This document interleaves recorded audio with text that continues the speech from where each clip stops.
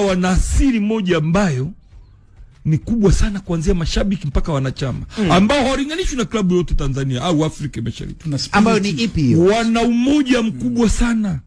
Wana mshikamano mkubwa kuanzia wazee mpaka vijana mpaka watu wakati wa baba kama sisi. Kuanzia wazee wetu, babu zetu wa Yanga, ukaja rika za kati kama sisi, ukaenda vijana. Si mara moja.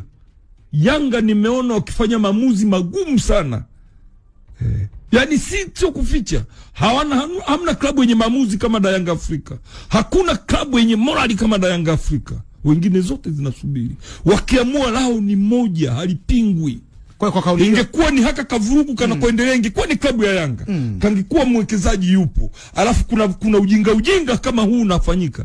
Watu wangekuwa wameshapigwa mawe na timu walishaporwa. Da Yanga tunahakikishia hiyo. Kwa hicho kitu unakipenda kutoka kwa Yanga. Nakikubali kwa sababu lazima hata kama hauna kitu simama kama una kitu. Yanga wameweza kutembeza bakuli, walikuwa hawagombei nafasi ya pili.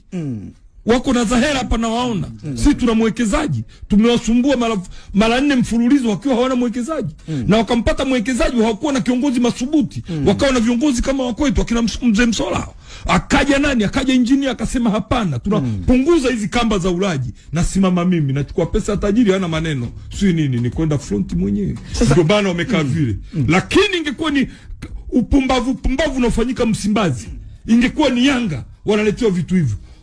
Mimi nilishashuhudia mzee mengi waliokumwambia mzee tunakuheshimu tuachie. Sawa, mzee Mpondera, nisikilize kwanza. Mzee Mwanda kama ndivyo. Kwani malizia raza kidogo kusikiliza. Mpondera alitandikwa akakimbizwa akiwa na mabouncer wakili kakimbilia kichwa cha anaenda kanda maalum anambia kaanzie timu yako achie. Sawa, mzee Mwanda kama yote haya unayapenda kutoka kwa Yanga. Kwa nini usiamie Yanga sasa?